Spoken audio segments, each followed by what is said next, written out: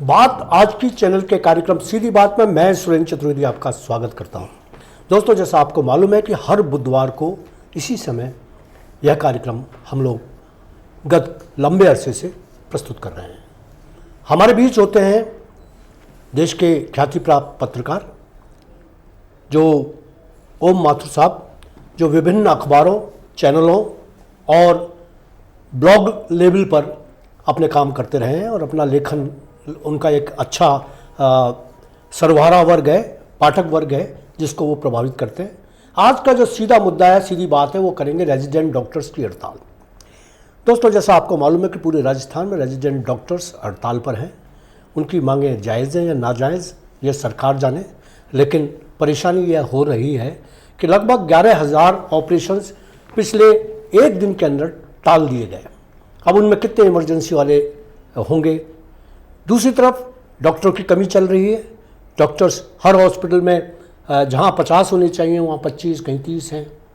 दूसरी बात यह है कि डॉक्टर्स की हड़ताल, रेजिडेंट डॉक्टर्स की अगर हड़ताल चल रही है, तो ऐसी स्थिति के अंदर जो दुविधा हमारे मरीज भुगत रहे हैं, उनके पीछे क्या जिम्मेदारी हो सकती है? कौन नैतिक जिम्मेदारी डॉक्टर लेंगे, सरकार लेंगे, किसकी जिम्मेदारी है?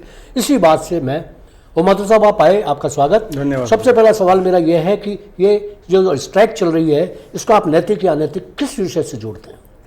ये सबसे पहले तो मैं आपको डॉक्टर की मांगे बताऊं सुरेंद्र जी, जो है मेन जी कि एक मांग तो हमारा स्टाइपेंड बढ़ाया जाए जी, और हर साल उसमें इंक्रीमेंट दिया जाए। ठीक है। दूसरी उनकी मांग है कि जो पीजी या सुपर स्पेशलिस्ट हम जो कर लेते हैं, जी। हमारी नियुक्ति का अलग कैडर बने, उससे हमारी नियुक्ति हो।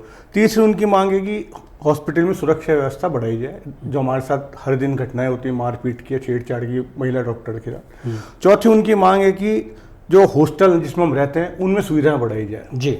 और पांचवी उनकी मांग है कि जो बॉन्ड भराए जाते हैं इनसे, जी, रेजिडेंट डॉक्टर से, उस पर तुमको चेंज किया जाए। तो मेरा ऐसा मानना है, इनमें कोई डिमांड ऐसी नहीं है जो बहुत जरूरी, बहुत अर्जेंट हो, जिसके लिए उनको हड़ताल पर जाना पड़े। बिल्कुल सही बात है। ये सब प्रक्रियागत है, नीतिगत विषय हैं, इन पे बातचीत हो सकती है, चर्चा हो सकती है, सरकार फैसला ले सकती है। लेकिन आप हर बार हड़ताल पे चल जाएंगे दबाव बनाने के लिए, तो इससे आपकी छवि भी खराब होगी और निश्चित रूप से मरीज तो पिसता ही है इसके अंदर। आप देखिए पिछले 10 महीने में 5 में 10 बार हड़ताल पे गए रेजिडेंट डॉक्टर जी। अब रेजिडेंट डॉक्टर, जिसको अपन धरती का भगवान कहते हैं, अगर वो बार बार इस तरह जाएगा, और रेजिडेंट मतलब होता है घर, रेजिडेंट डॉक्टर घर अस्पताल होता है जी, तो इनके भरोसा अस्पताल चलता है पूरा का पूरा। सीनियर डॉक्टर सिर्फ दिशा निर्देश देते हैं और निगरानी करते हैं। तो जब ये हड़ताल पे चल जाते हैं तो पूरी स्वास्थ्य व्यवस्था जो होती है, स्वास्थ्य की सारी अस्त व्यस्त हो जाती है। और हम अस्पताल में रोज देख ही रहे, राजस्थान भर में स्थिति देखने को मिल रही है। अब नैतिकता अनैतिकता की बात सरकार और मिलकर तय करें। आप में हर समस्या का समाधान बातचीत से निकल सकता है, लेकिन आप सिर्फ अल्टीमेटम देके 2 दिन बाद हमारी मांग पूरी नहीं, हड़ताल पे चले जाएंगे, ये मेरे को लगता है उचित नहीं है। अच्छा, दूसरी बात यह है कि जैसे इनकी मांगे हैं, अगर मांग पर भी अपन देखा जाए तो मांग, आपने बिल्कुल कहा कि ऐसा तो है नहीं कि भाई आज इनकी आज की आज वो कह देंगे कि आपकी जो हॉस्टल है उसकी सुविधाएं बढ़ जाएंगी, आज की आज आपको स्टाइपेंड मिलने लग जाएगा, आज की आज आपकी जो सारी सुरक्षा व्यवस्था है वो हो जाएंगी।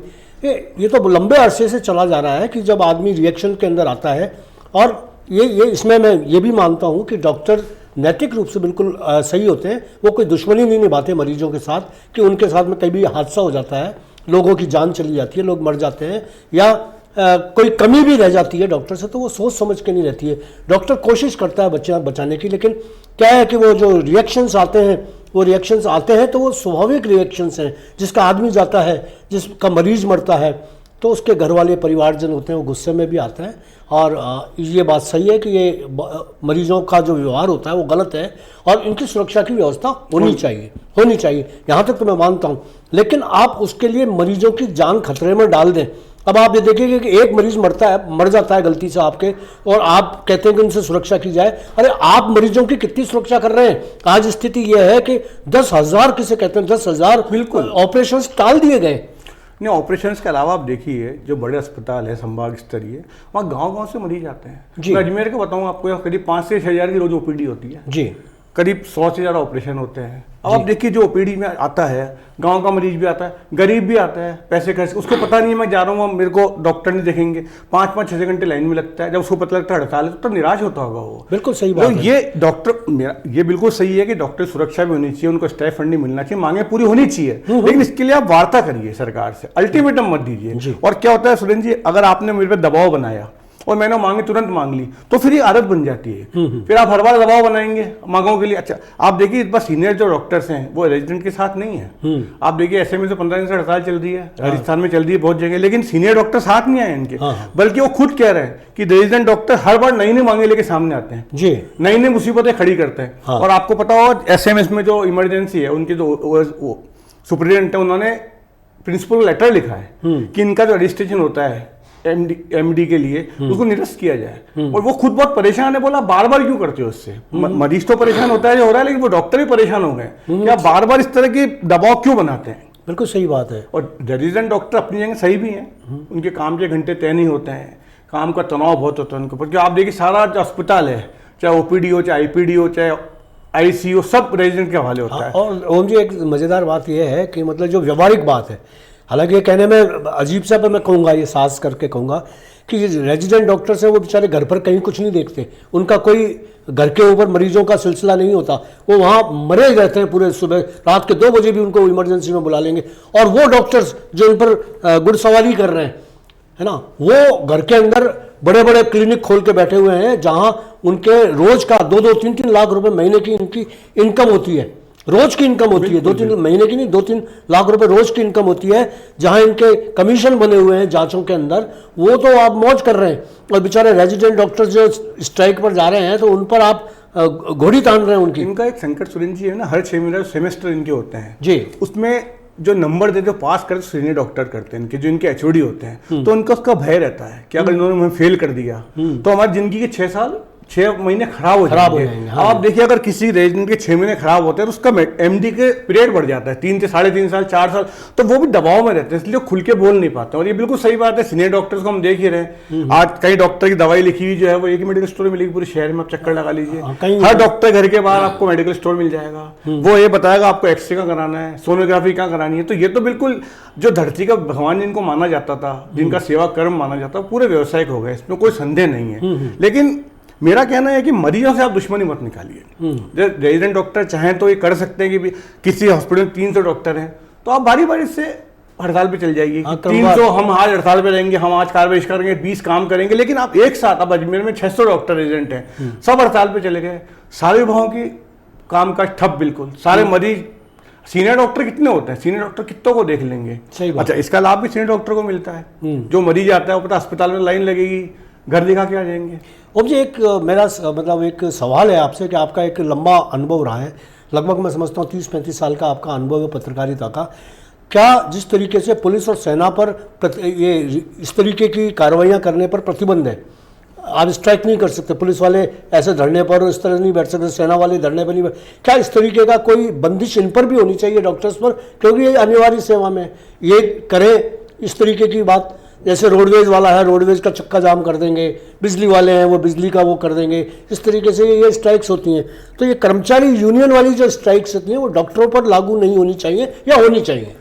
इन पर सुरेंद्र जी लागू कर नहीं जा सकते हैं, क्योंकि ये व्यवसाय ऐसा है। आज रोडवे ड्राइवर में आप टेम्परेरी ड्राइवर रख सकते हैं, बहुत चलाने वाले मिल जाएंगे आपको, भी आरएससी वाले बहुत आपको ऐसे लोग मिल जाएंगे जो डिप्लोमा करे हुए होते हैं बिजली का, लेकिन चिकित्सा सेवा ऐसी इसमें आप उसका विकल्प नहीं ढूंढ सकते हैं, इलाज तो आपका डॉक्टर ही कर सकता है। पर यह इन पे सख्ती की जानी चाहिए और एक संदेश देना चाहिए सरकार को कि आपकी हर बात नहीं मानी जाएगी, प्रशासनिक स्तर पर भी और सरकारी स्तर पर भी। और मेरा क्या मानना है कि सरकार को फैसले टाल लेनी चाहिए। जैसे पिछली बार जो हड़ताल रेजिडेंट की गई थी उसमें समझौता हुआ था कि सुरक्षा व्यवस्था बढ़ाई जाएगी, कैमरे लगाए जाएंगे, पुलिस तैनात की जाएगी वार्डों में, स्टाइफंड बढ़ाया जाएगा, लिखित समझौता सरकार से हुआ था, लेकिन उसको लागू नहीं किया गया। तो सरकार भी या तो समय ज़्यादा दे या उनको जो एक बार आपने वादा किया उसको पूरा करे, उसको टाले नहीं। और हमारे यहाँ जो टालम टाल की नीति प्रशासन और सरकार में होती है ना, वो बहुत दुखदायी है समाज के लिए, इससे बचना चाहिए सरकार को। या तो वादा कीजिए मत उनसे कि हम 3 महीने वादा पूरा करेंगे, आपने करा तो उसको पूरा कीजिए। और निश्चित रूप से रेजिडेंट डॉक्टर पर हमले का खतरा रहता है, लेकिन उनको ये भी समझना चाहिए किसी घर का एक व्यक्ति मरता है उसका पूरा परिवार प्रभावित होता है। आपके लिए वो मरीज है लेकिन किसी के लिए पूरा घर है, तो इसलिए कई बार ये तात्कालिक हमले हो जाते हैं, तात्कालिक मारपीट हो जाती है, लेकिन उस पर भी काबू पाया जा सकता है। और इसके लिए मैं तो सुझाव देना चाहूँगा कि जिस तरह से पुलिस ने कम्युनिटी सोसाइटी बना रखी है, आपने देखा होगा CLG बनती है जी। इस तरह डॉक्टर्स के साथ डॉक्टर्स है जो शहर के प्रोमिनेंट लोग हैं, विभिन्न व्यवसाय जुड़े हैं, उनकी कमेटी बनाई जाए, आपस में बैठे, अस्पताल प्रशासन उनके साथ बैठे, रेजिडेंट डॉक्टर्स बैठे, इन पे आपस में चर्चा हो समस्याओं पे लेके, तो इससे समाज भी उनसे सीधा जुड़े और समाज में सम्मान डॉक्टर्स को मिल रहा है वो बढ़ भी सकता है। लेकिन अभी जो स्थिति है आप देखिए, डॉक्टर को जो पहले सम्मान मिलता था आज वो सम्मान नहीं मिल रहा उनको, क्योंकि बार बार हड़ताल से लोगों में संदेश जाता है कि इनको पैसे चाहिए, भले विषय दूसरा और हर आदमी सोचते हैं इनको पैसे कमाने इसलिए दबाव बनाते हैं। तो ये तो ओम जी मैं ये महसूस कर रहा हूँ कि पिछले 2 दशक के अंदर न केवल डॉक्टर्स बल्कि समाज के अन्य वर्गों का भी जो सामाजिक अपयश है वो ज़्यादा बढ़ा है और उनकी प्रतिष्ठा दांव पर लगी, चाहे वो अध्यापक हों, चाहे वो और दूसरे विभाग के लोग बागों, जिससे उम्मीद की जाती थी कि आदर्श होंगे, ये हमारे समाज को दिशा देंगे, वो दिशा दे नहीं पा रहे और वो एक नौकरी होकर रह गई है। डॉक्टर है वो एक पेशा नहीं है ना। वो जिस तरह वकील पेशी और पेशे में पड़े रहते हैं, वैसे डॉक्टर भी अब समझने लग गए कि ये हमारा वो पेशा है। तो पेशा जब मानने लग जाएगा तो सेवा का तो भाव खत्म होगा ही। बिल्कुल। और दूसरी बात, निजी अस्पताल इस तरह खुलने लगे बड़े स्तर पे, उसका भी बहुत प्रभाव पड़ा है चिकित्सा के स्वास्थ्य सेवा के पेशे पर, क्योंकि वहाँ अच्छे पैसे मिल रहे हैं, बड़ी रकम मिल रही है। डॉक्टर देखिए, पैसा कमाना बुरी बात नहीं है, पैसा कमाना नैतिकता भी नहीं, लेकिन नैतिकता की तरह पैसा कमाया जाए और जो आपका मूल कार्य है उसे करते हुए कमाया जाए। आज आप देख लीजिए प्राइवेट अस्पताल में, आप देख लीजिए क्या स्थिति है, एक आम आदमी इलाज करा नहीं सकता है वहाँ पे, लेकिन सिर्फ RGHS और CGHS क्योंकि लागू हो गए हैं, या जो इंश्योरेंस है सिर्फ वो लोग प्राइवेट अस्पताल जाके इलाज करा सकते हैं, आम आदमी नहीं जा सकता। आम आदमी का सारा जो भरोसा है वो सरकारी अस्पतालों पे है। सरकारी अस्पतालों में किस तरह हड़तालें आए दिन होती रहेगी तो आम आदमी जो वाकई में जरूरतमंद कहाँ जाएगा। आप देख लीजिए सड़कों पे पेशेंट लेटे हुए हैं, ऑपरेशन का टाइम दे दिया, वो आगे ऑपरेशन नहीं हो रहा, उनके जान का कितना खतरा है। खतरा होता है। एक ओम जी मजेदार बात बताऊं, आज के अखबार में मैंने पढ़ा कि जयपुर के अंदर SMS के अंदर एक बड़े डॉक्टर का ड्राइवर वो इंजेक्शन लगा रहा है, वो ड्रिप चढ़ा रहा है, क्योंकि उसने सीख लिया है तो वो चढ़ा रहा है। और फिर ये ऑब्जेक्शनेबल है, कल को कोई डेथ हो जाती है, आप एक डॉक्टर के हाथों से जब डेथ हो रही है तो एक अगर ड्राइवर अगर वो काम करेगा तो इस तरीके से तो कुछ भी होने लग जाएगा। हमने एक इसमें जवाहरलाल नेहरू अस्पताल के अंदर भी मैंने एक मरीज था, वो जो मरीज बरसों से मरीज था, फिर बाद में वो डॉक्टर के काम करना सीख गया और सब, तो उसने काम करना सीख लिया और वो लोग ये समझते थे ये कंपाउंडर है, जबकि वो मरीज कभी रहा था और बरसों तक उसने वो काम सीखा और वो काम करता रहा। पर ये जिम्मेदारी सरकार की है ना, जो थैला साहब डॉक्टर है, जो फर्जी डॉक्टर को कौन पकड़ेगा? झोला छाप चिकित्सक को पकड़ने की जिम्मेदारी आपकी है। हाँ, तो फिर ये ऐसे जैसे स्ट्राइक चलती रहेगी तो ये झोला छाप ही पकड़ेंगे, फिर इनको कहो हमारे पास, फिर ये गांव से क्यों जा रहे हो शहर में, हम बैठे नहीं, इसलिए वो पनप रहे हैं। आज शहरों में भी से लोग डॉक्टर हैं जो झोला छाप है, लेकिन उनके पास पेशेंट बहुत आते हैं, क्योंकि गरीब आदमी कहाँ जाएगा, उसको अपना इलाज तो कराना है। आज आपको पट्टी बनानी है या आपके बस निकली फोड़े में अस्पताल में मिल रहा तो आप कहाँ जाओगे? जो दुकान देखेगा उसमें चल जाएगा आदमी। इसलिए इस पे हड़ताल को लेके कोई सरकार को नीति बनानी चाहिए और आपकी मांगे जो पुरानी हैं उन पे चर्चा कर रही है, सरकार को समय दीजिए। और आपको जो पेशा है धरती का भगवान, अब भगवान किसको कहते हैं हम, इसके भरोसे हम पूरी जिंदगी छोड़ देते अपनी, ऊपर भगवान नीचे आप हो, तो कम से कम इसका तो सम्मान कीजिए। और चलिए आप हड़ताल कर रहे हैं तो हड़ताल को, जैसे पहले आपने देखा होगा रेजिडेंट डॉक्टर इलाज करते थे बाहर अपने तंबू लगा के, समानांतर व्यवस्था करते थे, इस बार वो भी नहीं करी इन लोगों ने। इन्होंने तो मुझे मेरे रेजिडेंट डॉक्टर बात हुई मेरे मित्र से, वो कह रहा था यार हमको इतने परेशान हो जाते हैं, छुट्टियां नहीं मिलती है, हम हड़ताल इसलिए भी कर देते हैं कि इस बारे में छुट्टियां मिल जाएगी। अब मैं दावे से कह रहा हूँ, अभी अजमेर में आप जाके देख लीजिए, जो 600 डॉक्टर रेजिडेंट हैं उनमें आपको 200 नहीं मिलेंगे, वो अपने घर चले गए। वो कहते हैं हम इतने परेशान हो जाते हैं, तनाव में चिड़चिड़े, छुट्टी नहीं मिलती हम लोगों को। तो हम अच्छा एकता इनमें इतनी सुरेंद्र जी कि आप RG कॉलेज कलकत्ता में कुछ होता है, पटना में कुछ होता है, उसकी एक कॉल पे इकट्ठे हो जाते हैं, तो सरकार इनसे निपट नहीं सकती, सरकार दादागिरी दबाव से निपट नहीं सकती इनसे। इसके लिए सरकार को भी सहानुभूतिपूर्वक विचार करना होगा और सहानुभूतिपूर्वक की चर्चा करनी होगी इन लोगों से। तो दोस्तों आपने देखा कि ओम माथुर ने किस तरीके से व्यवहारिक पक्ष रखते हुए हमने चर्चा की, और चर्चा के दौरान 2 चीज़ें जो सामने आई कि डॉक्टर्स जो भगवान माने जाते हैं धरती के, उन लोगों को सहृदयता सदाशयता बरतनी चाहिए, सरकार को रेजिडेंट डॉक्टर्स की समस्याओं को सुनना चाहिए और मरीजों को उनके व्यवहार पर काबू करना चाहिए, उनकी सुरक्षा व्यवस्था होनी चाहिए, उनकी जो मांगे हैं वो भरपूर अगर अच्छी हैं जायज़ हैं तो उनको मान लिया जाना चाहिए। लेकिन डॉक्टर्स के लिए भी एक नैतिकता का पाठ ओम माथुर ने बताया कि उनको भी अपनी नैतिकता को सिद्ध करना चाहिए और इस तरीके की समानांतर व्यवस्था करके करना चाहिए। और लेकिन ये हास्यास्पद बात है कि इतना तनाव में जीता है रेजिडेंट डॉक्टर कि वो छुट्टी के लिए भी स्ट्राइक जैसा निर्णय ले सकता है। तो आपने ये सार्थक चर्चा की। आपका कोई और सुझाव हो तो आप हम तक पहुंचाएं।